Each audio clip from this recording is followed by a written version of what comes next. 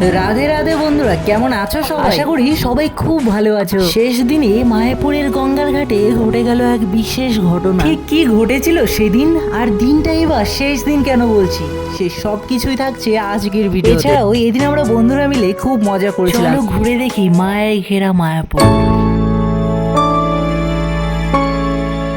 অনেকদিন ধরেই ভাবছিলাম মায়াপুরে যাওয়ার কথা, কিন্তু কোনো না কোনো কারণে সেটা আর হয়ে উঠছিল না। তেমনি হঠাৎই একদিন শীতের সকালে আমরা 4 বন্ধু মিলে বেরিয়ে পড়লাম মায়াপুরে যাওয়ার জন্য। আমাদের বাড়ি থেকে মায়াপুর তেমন একটা দূরে নয়, দিনের মধ্যেই পৌঁছে যাওয়া যায়। তাই সকাল সকাল আমরা বাড়ি থেকে বেরিয়ে প্রথমেই চলে গেলাম কৃষ্ণনগরে। তারপর কৃষ্ণনগর থেকে এক বাসে করে আমরা মায়াপুরের দিকে এগোতে শুরু করলাম।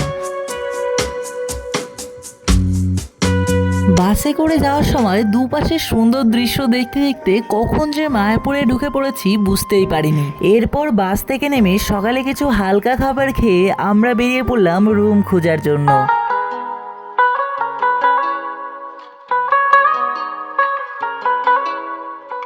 হ্যালো বন্ধুরা, আমরা চলে এসেছি মায়াপুর। আর মায়াপুরে এসে আমরা রুম খুঁজতে খুঁজতে এসে পড়েছি এই কুঠিরে।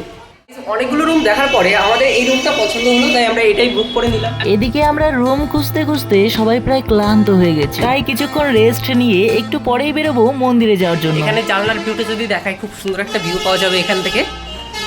দেখতেই পাচ্ছ বন্ধুরা, সামনেই রয়েছে মন্দির, খুব সুন্দর একটা ভিউ। এরপর কিছুক্ষণ রেস্ট নিয়ে ফ্রেশ হয়ে বেরিয়ে পড়লাম মায়াপুরের সব থেকে বড় মন্দিরে যাওয়ার জন্য। শুধুমাত্র মায়াপুরের মধ্যে নয়, এশিয়া মহাদেশের সব থেকে বড় মন্দির হলো এটি। বাস স্ট্যান্ড থেকে চন্দ্রোদয় মন্দিরের দিকে যেতে রাস্তার দুপাশে চোখে পড়বে সারিবদ্ধ একাধিক মন্দির। এমনই মায়াপুরের অলিগলিতে ছড়িয়ে ছিটিয়ে থাকা মন্দিরগুলো যেন মায়াপুরকে ভক্তির মায়াজালে ঘিরে রেখেছে। যেতে যেতে হঠাৎই চোখে পড়লো পদ্ম মন্দির। মন্দিরটি অনেকটা পদ্ম ফুলের মতো দেখতে বলে অনেকে মন্দিরটিকে পদ্ম মন্দির নামেই চেনে। এরপর কিছুক্ষণের মধ্যে আমরা পৌঁছে গেলাম মেইন গেটের সামনে। আর গেট দিয়ে ঢুকতেই সবার প্রথমে চোখে পড়ল আকাশচুম্বী চন্দ্রোদয় মন্দির। সো বন্ধুরা, এখন আমরা যাচ্ছি গদা ভবনে মহাপ্রসাদ গ্রহণ করার জন্য। যেতে যেতে দেখছিলাম চন্দ্রোদয় মন্দিরের মায়াবী রূপ। তোমরা দেখতেই পাচ্ছ বন্ধুরা, মন্দিরের সম্পূর্ণ কাজ এখনো শেষ হয়নি, এখনো কিন্তু কাজ চলছে। কাজ কমপ্লিট হলে আরো কতই না সুন্দর লাগবে মন্দিরটা। কিছুক্ষণ পরেই আমরা চলে এলাম গদা ভবনের টিকিট কাউন্টারের সামনে, আর ওখান থেকে টিকিট কেটে নিয়ে আমরা প্রসাদের লাইনে দাঁড়িয়ে পড়লাম। তোমরা দেখতেই পাচ্ছ বন্ধুরা, কত ভিড় রয়েছে এখানে। কিছুক্ষণ লাইনে থাকতে আমরা চলে এলাম গদা ভবন, আর এখান থেকে মহাপ্রসাদ নিয়ে খেতে বসে গেলাম।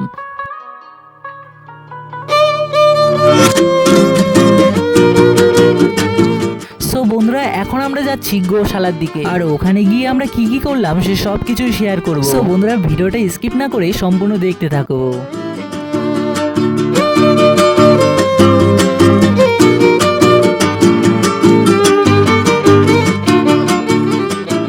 সো বন্ধুরা, এখন আমরা গোশালার ভিতরে আছি, আর এখানে দেখতে পাচ্ছ খুব সুন্দর একটা পেইন্টিং করা রয়েছে।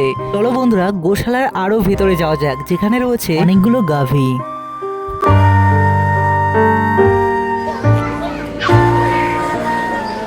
এরপর চারিদিকটা ভালো করে ঘুরে দেখলাম, আর ওখানকার সুন্দর গাভীদের সঙ্গে কিছু সময় কাটালাম।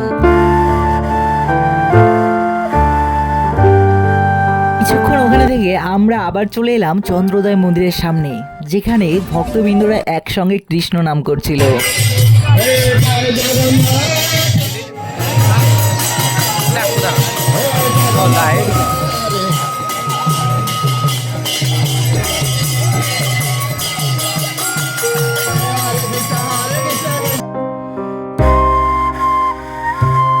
এদিন মায়াপুরে হয়েছিল বহু ভক্তের সমাগম। ভারতের বিভিন্ন প্রান্ত থেকে ভক্তরা ছুটে এসেছিল।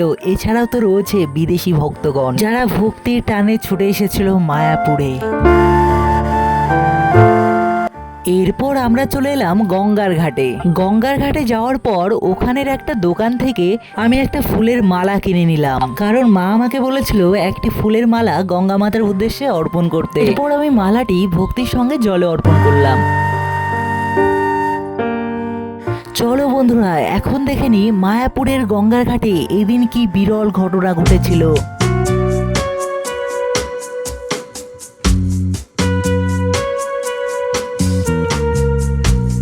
এখানে এসে জানতে পারি এই গঙ্গার ঘাটেই হবে দুই বিদেশি ভক্তের বিয়ে, যেটা আগে আমি কখনোই দেখিনি, তাই খুব মনোযোগ সহকারে বিষয়টি দেখছিলাম। সো বন্ধুরা তোমরাও দেখতে থাকো।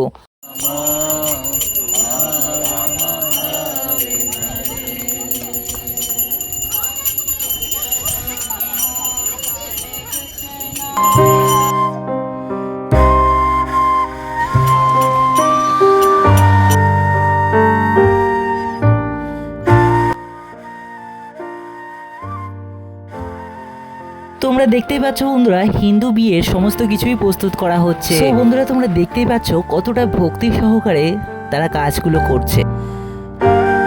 যেহেতু অনেকটা সময় আমরা এখানে কাটিয়ে ফেলেছি আর সন্ধ্যাও হয়ে আসছে, আবার সন্ধ্যাবেলায় যাব সন্ধ্যা আরতি দেখতে, তাই আমরা ওখান থেকে তাড়াতাড়ি করে চলে এসে ফ্রেশ হয়ে বেরিয়ে পড়লাম সন্ধ্যা আরতি দেখার জন্য।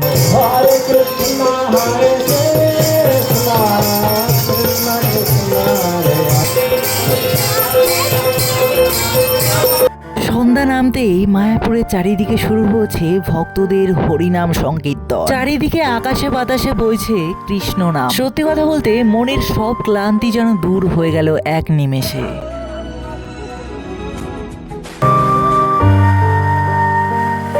এরপর মূল মন্দিরের আরতি দেখতে যাওয়ার আগে আমরা চলে এলাম তিলক কাটার জন্য।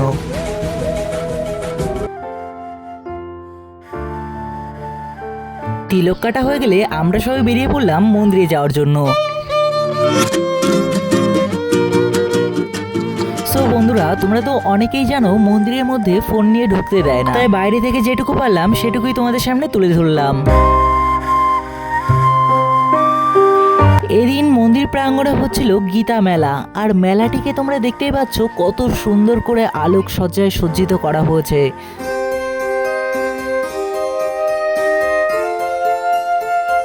সো বন্ধুরা এখন তোমাদেরকে জানিয়ে দিই কেন আমি এই দিনটাকে শেষ দিন বলেছিলাম। এই দিনটা ছিল দীর্ঘ 2024 সালের শেষ দিন, 31শে ডিসেম্বর। বছরের এই শেষ দিনে নববর্ষকে বরণ করে নেওয়ার জন্য অনেকেই ছুটে আসেন মায়াপুরের পবিত্র ধামে।